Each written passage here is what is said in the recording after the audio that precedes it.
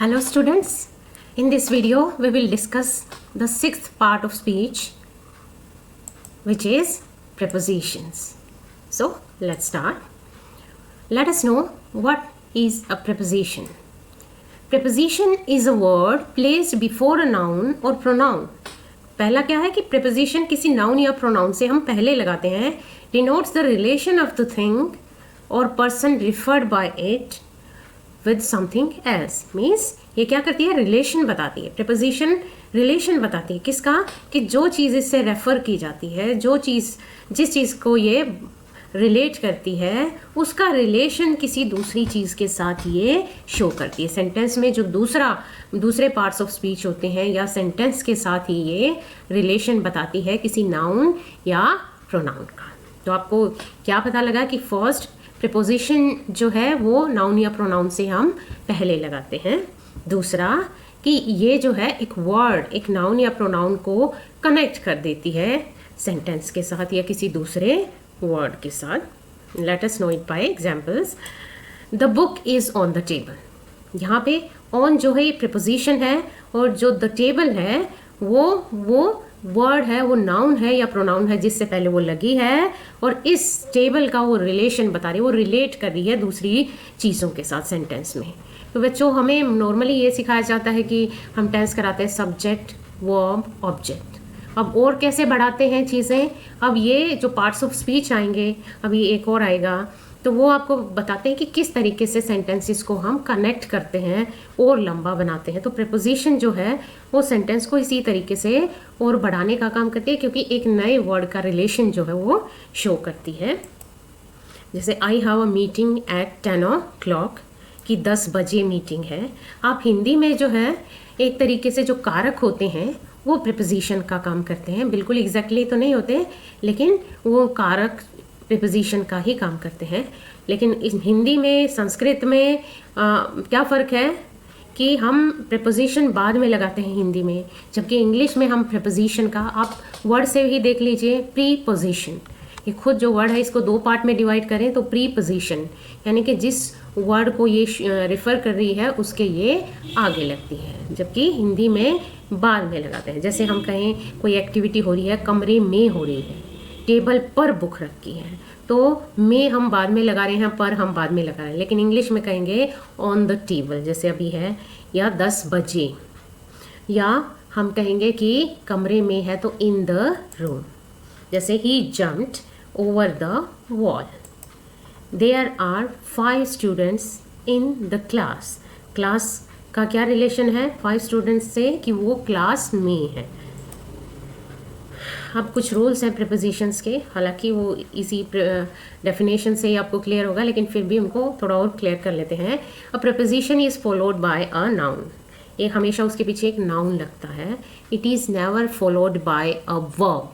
उसके पीछे हम वर्ब का यूज़ नहीं करते हैं. जैसे यहाँ पे नाउन का मतलब है कि हम तो कह रहे हैं नाउन, तो नाउन एक नाउन ही आता है. नहीं, नाउन मीन्स हम कुछ चीज़ों को इंक्लूड करते हैं नाउन के अंदर. नाउन मीन्स ये तो होते ही हैं नाउन्स, डॉग टेबल बॉयज़, ये नाउन्स के एग्जाम्पल्स हैं. प्रॉपर नाउन्स भी हैं तो भी वो नाउन में ही आते हैं. मोहन है, जैसे सोनीपत है. प्रोनाउंस हैं, in place of nouns use होने वाले हैं तो भी हम यही मानते हैं कि वो फॉलोड बाय अ नाउन ही मानते हैं, हिम हर देम मी. लेकिन प्रोनाउंस जो ऑब्जेक्टिव केस में लगते हैं वही वाले प्रोनाउन हम यूज़ करते हैं. नाउन फ्रेज, सिर्फ एक नाउन नहीं, अगर पूरा नाउन फ्रेज है यानी कि एक नाउन के अंदर या एक ऑब्जेक्ट के अंदर 2-3 पार्ट हो जाते हैं. जैसे डॉग तो हो गया नाउन, लेकिन उसके बाद हमने क्या लगा दिया, पेट डॉग है तो पेट भी लग जाएगा. उसके साथ जो और एडजेक्टिव है, एडवर्ब है, वो भी लगे हुए हैं, तो वो सारे के सारे जो हैं वो उसको फॉलो करेंगे. जेरेंट भी यूज हो जाता है, जैसे स्विमिंग, गार्डनिंग, क्योंकि आपको पता है जेरेंट सेंटेंस में एक नाउन का ही काम करता है. तो ये प्रेजेंट पार्टिसिपल अगर नाउन का काम करता है तो वो भी हम क्या लगाते हैं, वो भी हम नाउन में ही मानते हैं और वो भी लग सकता है किसी भी प्रीपोजिशंस के बाद में. तो ये जो है ये नाउन मीन्स इन चीज़ों को हम बाद में लगा सकते हैं किसी भी प्रीपोजिशन के. अब नेक्स्ट पॉइंट है कि if it is followed by a verb, कि अगर इसके पीछे कोई वर्ब आती भी है, it is the gerund form, अभी हमने देख ही लिया, which actually works as a noun, ये हम क्लियर कर ही चुके हैं। He is thinking of swimming, तो स्विमिंग यहाँ पर क्या है, एक नाउन का काम कर रहा है, जेरेंड है ये। आई एट बिफोर डांसिंग, तो बिफोर के बाद हमने क्या लगाया है, डांसिंग, लेकिन ये वर्ब नहीं है actually, it is gerund doing the work of a noun. Next point है, if we use to followed by a verb, अगर हम टू के बाद वर्ब करें तो आप कहोगे कि टू प्रीपोजिशन के बाद हम कई बार वर्ब लगा देते हैं, तो वो वहाँ पर ये रूल फॉलो नहीं करता, ऐसा नहीं है, it is not a preposition there, वहाँ पर वो प्रीपोजिशन होता ही नहीं है, वो क्या होता है, it is actually part of the to infinitive, वहाँ टू प्रीपोजिशन ना होके वो टू इन्फिनेटिव का पार्ट होता है। जैसे I would like to move now, आप सोचोगे यहाँ तो हमने टू प्रीपोजिशन के बाद वर्ब लगा दी, लेकिन यहाँ टू एक्चुअली प्रीपोजिशन है ही नहीं, ये टू मूव दोनों वर्ड जो हैं इन्फिनेटिव है। In the same way he used to smoke, यहाँ पे टू स्मोक जो है it is part of the to infinitive, but you can see to preposition भी होती है, जैसे ऐसे सेंटेंस में he went to the market, यहाँ पर टू जो है वो एक प्रीपोजिशन है।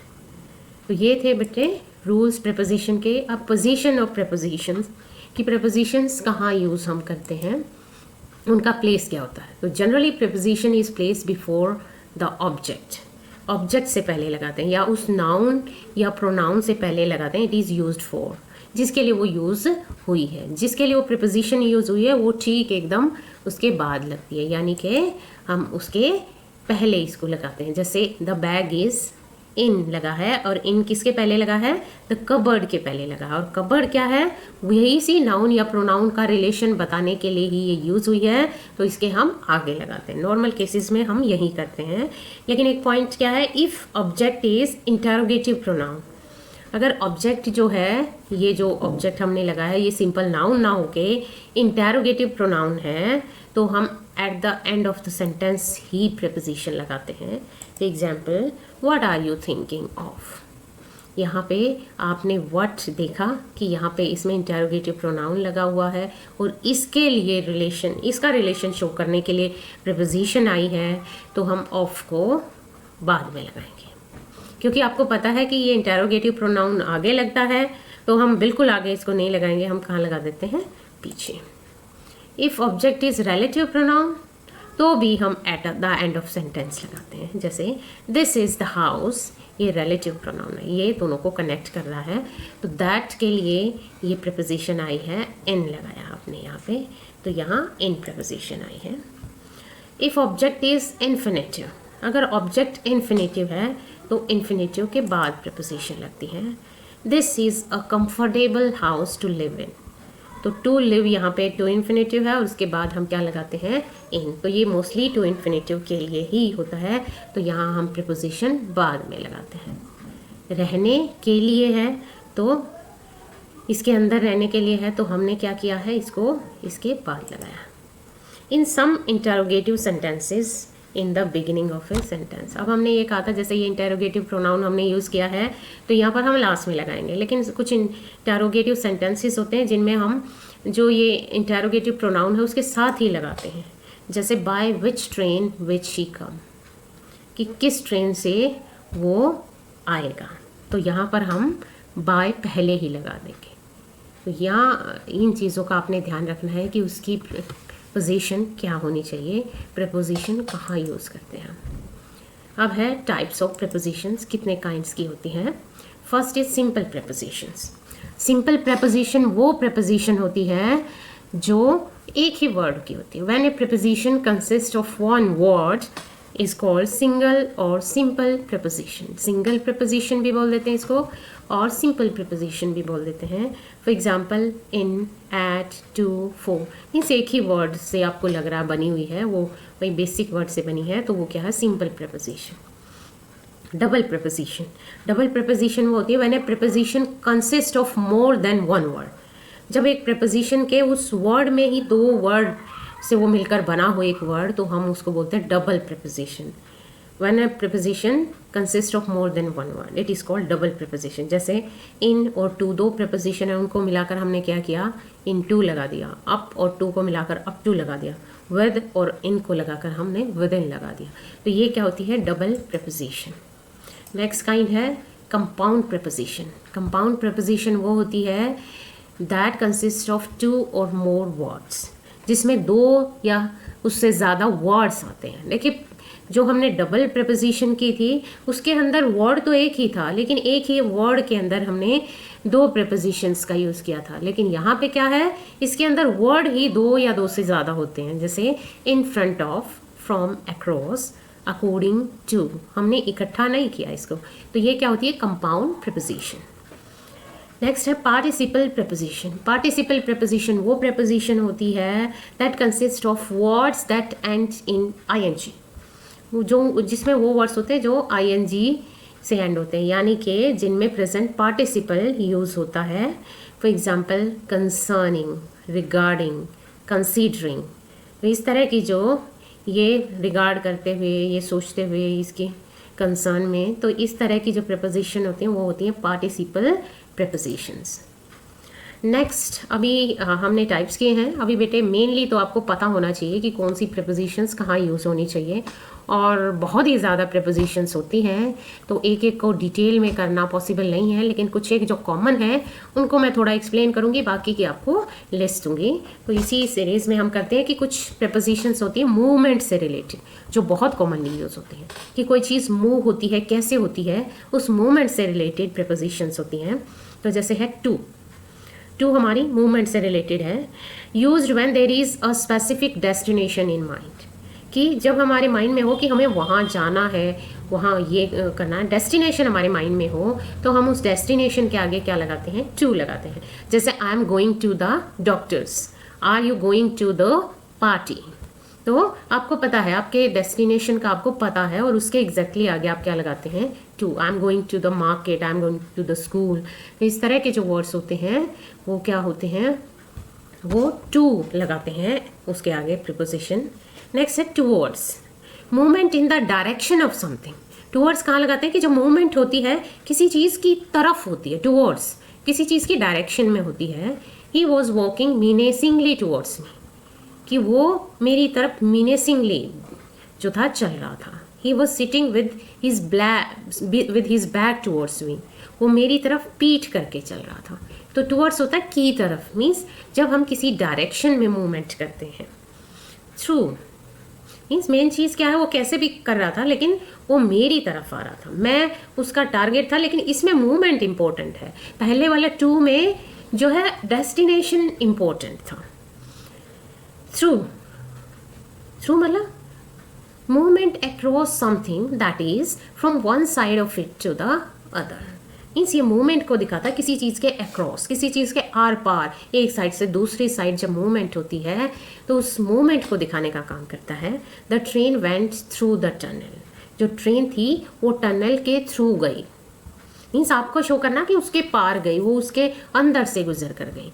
ही कट थ्रू द गॉज, उसने गॉज से कट थ्रू किया, निकला वो, मीन्स आपका काम क्या है कि उसको अक्रॉस जाना, ये शो करना। अब नेक्स्ट एक और हो गया, एक्रोस भी आ गया। एक्रोस और थ्रू में स्लाइट डिफरेंस होता है, इसमें movement from one end of something to the other. अब इसमें ज़्यादा मूवमेंट का नहीं है, इसमें उस मूवमेंट को शो करना कि वो कट थ्रू गया। अब इसमें क्या है, एक एंड से दूसरे एंड जाने को ज़्यादा प्रेफरेंस, मीन्स एक एंड है एक दूसरा एंड है, उसके ऊपर ज़्यादा फोकस होता है। ही वॉक्ड अक्रॉस द रोड, वो रोड के अक्रॉस चल कर गया, पार गया, मीन्स उसमें एक एंड से दूसरा एंड जो होता है वो टारगेट होता है, उस टारगेट को दिखाना जो है ज़्यादा इंपॉर्टेंट होता है। There was a barricade across the road, कि रोड के पार जो था वो बैरिकेड था। अब इसमें उस रोड को पार जो करना था वो ज़्यादा इंपॉर्टेंट नहीं है। ओवर, ओवर प्रीपोजिशन कहाँ लगाते हैं, जब कोई काम किसी चीज़ के ओवर होता, ऊपर से होता है। जैसे describe something's position when it is above something else, कि जब वो किसी के ऊपर होता है कोई चीज़ तो वो होता है ओवर। और एक अबव भी होती है, इसमें नहीं दी हुई। ओवर और अबव में भी फ़र्क होता है, कि ओवर जो होता है वो एक ही पोजीशन पे होता है, जबकि ओवर जो होता है वो मूवमेंट में, अबव जो होता है वो मूवमेंट में होता है। Helicopter dropped leaflets over the city, city के ओवर हेलीकॉप्टर ने लीफलेट्स जो थे वो ड्रॉप किए। I put a shawl over my shoulders, मैंने अपने शोल्डर्स के ऊपर से शॉल पुट ऑन किया। एलोंग, एलोंग होता है मूवमेंट इन ए लाइन, कि जब आप किसी एक लाइन में, एक डायरेक्शन में जाते हैं, उस मूवमेंट को दिखाना जो होता है वो अलोंग होता है। मीन्स ये ज़्यादातर जो है जब हम कहीं जा रहे हैं और हमें ये बताना है कि हम किस रोड पे चले या कैसे चले, वहाँ लगाते हैं। जैसे cars were parked all along the road, कि सारे रोड पर कार्स की लाइन बनी हुई थी या कार्स पार्कड थी। We walked along the river, हम रिवर के अलोंग चले, उस पाथ पे चले। इन कहाँ लगाते हैं, बहुत कॉमन है, आप लगाते हो। इन लगाते हैं something's position in relation to the area और स्पेस और प्लेस सराउंडिंग इट, कि किसी चीज़ की पोजीशन किसी एरिया के, अगर इनक्लोज्ड एरिया उसके अंदर किसी की पोजीशन होती है तो उसके आगे हम इन लगाते हैं। जैसे we are going to have our picnic in the park, park के अंदर पिकनिक हो रही है तो उस इनक्लोज्ड के एरिया के अंदर, तो हम क्या लगाएंगे, वो इन लगाएंगे। Put the pickle in the cabinet, कि पिकल को कैबिनेट में, अलमीरा में रख दो। ऑन, ऑन होता है किसी चीज़ के ऊपर ठीक प्लेस किया हुआ। देखो ओवर में और ऑन में फ़र्क होता है, ओवर में सरफेस के ऊपर नहीं होता, जबकि ऑन में सरफेस के ऊपर होता है। Describe something's position in relation to a surface, means ऊपर होता है लेकिन किसी सरफेस के ऊपर, ओवर में सरफेस नहीं होता है। There was an array of food on the table, the rain falling on the roof, आपको पता है रूफ के ठीक ऊपर, kept me from sleeping. Into क्या होता है कि एक तो इन होता है, इनमें तो एक ही पोजीशन होती है कि उसमें कुछ हो रहा है, जबकि इन टू में पोजीशन चेंज होती है कि वो अंदर जाता है, कोई एंटर करता है, तो हम इन टू लगाते हैं। उसमें मूवमेंट होती है बाहर से अंदर की तरफ, movement causing something to hit something else. He got in to the car, movement हुई और वो कार के अंदर गया। He sword in to the tree, वो पेड़ के अंदर ही हिला। अब नेक्स्ट है टाइम को बताने के लिए भी एट, इन, ऑन प्रीपोजिशंस का टाइम को बताने के लिए यूज़ करते हैं। टाइम के कॉन्टेक्स्ट में तीनों यूज़ होती हैं, लेकिन किस अलग अलग टाइम पर यूज़ होती हैं वो आपने देखना है। At is use for precise times, at का यूज़ हम टाइम के रेफरेंस में अगर करते हैं तो प्रिसाइज टाइम्स के लिए, बिल्कुल एग्जैक्ट टाइम्स के लिए, जैसे at 10:30, at 8 o'clock, at bed time, at breakfast, time का पॉइंट है। At Christmas, at dawn, at dusk, at dinner table, at mid day, at night, at noon, at midnight. अब इनका यूज़ जब हम करते हैं तो क्या करते हैं, किस टाइम के कॉन्टेक्स्ट में जब करते हैं तो मंथ्स के आगे हम इन लगाते हैं, महीनों के नाम के आगे, और ईयर्स, सालों के आगे, क्योंकि उनमें हुआ ना, बहुत लंबा पीरियड है मंथ और ईयर्स। अगर हम एट की बात करें तो 1 घंटे का पॉइंट ऑफ टाइम होता है, तो ये काफ़ी लंबा टाइम होता है, तो यहाँ पर हम क्या लगाते हैं, इन। डेकेड्स, 10 सालों का पीरियड है, उसके अंदर ही कोई काम हुआ। सेंचुरीज, 100 सालों के, सदियों का। And long periods of time, और टाइम का लंबे पीरियड्स के लिए हम लगाते हैं इन 16 ईयर्स टाइम, 16 साल के टाइम के अंदर। इन 1991, साल दिया है तो उसके में। इन दिसंबर, महीने का नाम दिया उसमें। In the 1970s, in the 21st century, in the 70s, in the afternoon, इस तरीके से लगाते हैं। On is use for days and dates, on का यूज़ जबकि हम कहाँ करते हैं, डेज और डेट्स के आगे। देखो आवर्स के आगे हम एट लगाते हैं, ईयर्स, मंथ्स के आगे हम इन लगाते हैं, लेकिन एग्जैक्ट डे, उस दिन कोई काम हुआ तो हम क्या लगाते हैं, ऑन। और ये स्पेशल ओकेजन्स भी हो सकते हैं, अगर वो डे की बात हो रही है तो on a summer evening, on Christmas day, on Christmas, on Friday. Date के आगे भी हम लगाते हैं। ऑन हॉलीडे, जैसे on January 3rd, on my birthday, on my wedding day, on that day. अब इसी को और आगे भी कंटिन्यू कर लेते हैं, जैसे एट लगाएंगे, at Southern Ocean, at sunrise, at 10 o'clock, at that time, at the beginning, at the end, at the moment, at the present, at the same time, at the weekend, in the Christmas holiday. holidays लंबी होती है ना, कई दिन की होती है, तो एक से दिन से ज़्यादा हो तो इन लगाएंगे। In the dark ages, in the evening, in the future, in the morning. देखिए इन द इवनिंग और इन द मॉर्निंग ये फ्रेज है, आपको ऐसे ही याद करने होते हैं। In the past, in the 70s, in the summer, in this century. तो इस टाइम के आगे हम क्या लगाते हैं? इन। अब ऑन कहाँ लगाएंगे? डेज के आगे। अब डेज क्या है? On the 10th of January, on the first day, on the last day, on Tuesday night, on Wednesday, on Wednesday। तो इस तरीके से हम टाइम के उसमें तीनों का यूज़ करते हैं, लेकिन अलग अलग जगह यूज़ करते हैं। अब प्लेस के लिए भी हम एट, इन, ऑन का यूज़ करते हैं। प्लेस के लिए पॉइंट, अगर किसी पॉइंट के बारे में बताया, पॉइंट ऑफ प्लेस के बारे में बताया, तो हम एट लगाते हैं। सेम वे जैसे हम टाइम के लिए लगाते हैं एट द डोर, किसी पॉइंट पर पहुंचना, कि घर के दरवाजे पर, at the door of the house, at the crossroads, जहाँ रोड क्रॉस करते हैं और ठीक उसी जगह, एट द ट्रैफिक लाइट। इनका यूज़ हम करते हैं एक 3D स्पेस के लिए, मीन्स इनक्लोज स्पेस है उसके अंदर। In the bag, in the classroom, in a box, on a surface. On कहाँ लगाते हैं? सरफेस के ऊपर। On the table, on the carpet, on the roof, on the sofa. अब एट के लिए अगला क्या है कि टॉप, बॉटम या एंड ऑफ समथिंग। किसी चीज़ के टॉप पे हो या बॉटम में हो या एंड में हो तो हम एट लगाते हैं। At the top of the stairs, at the bottom of the page, eight the end of the street. Territory हो, एरिया हो, उसके अंदर हो तो कुछ हम क्या लगाते हैं? बड़ा एरिया हो, in London, in Europe, in the Alps, in the world, in लगाते हैं हम।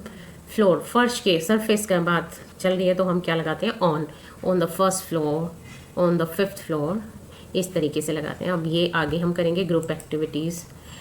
ग्रुप एक्टिविटीज़ के लिए हम क्या लगाते हैं? एट लगाते हैं। जैसे at a party, at a concert, at the cinema. Car, van हो उसके अंदर है तो in the car, in the van. Right या लेफ्ट हो किसी चीज़ के तो on the right, on the left. School, university के आगे हम एट लगाते हैं। At school, at university. Water की जो बॉडीज़ होती हैं उनके आगे हम इन लगाते हैं। In the sea, in a river, in a lake, in the swimming pool.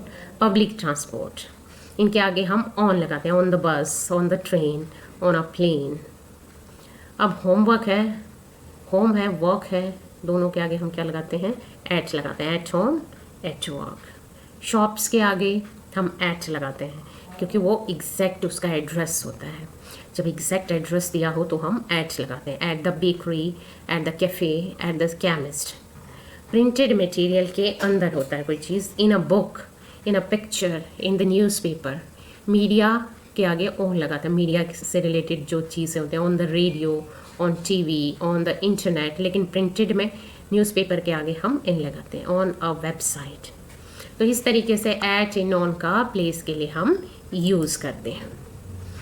अब इन्हीं को ये हम पढ़ेंगे नहीं एक एक करके, ये मैं आपको एक लिस्ट दे रही हूँ कि at, out, in, by, on, इनके साथ कुछ फ्रेजेस जुड़े हुए हैं कि आप इन फ्रेजेस को पढ़ लोगे तो आपको आइडिया हो जाएगा कि हम, आपके माइंड में ये बैठ जाएंगे कि इन वर्ड्स को हम ऐसे ही यूज़ करते हैं, इनके आगे हम इनका ही यूज़ करते हैं। जैसे at high speed, at risk, at one side, out of fashion, out of print, out of step, out of breath.